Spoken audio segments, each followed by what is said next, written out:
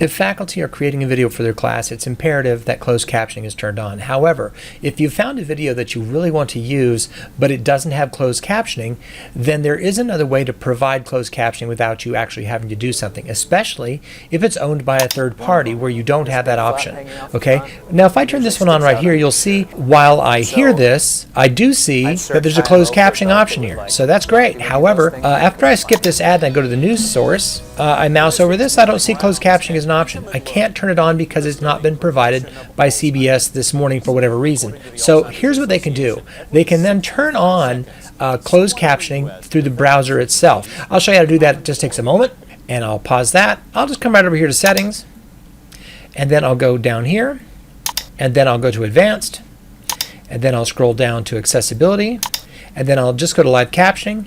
I'll turn that on. That's all there's to that. Now, it's on. If I close this tab, watch what happens now. So once again, all you'll need to do as a faculty member, if you have this kind of a situation, is make sure that you give them some simple directions on how to turn on closed captioning within Chrome, and that should solve that problem. Thank you so much.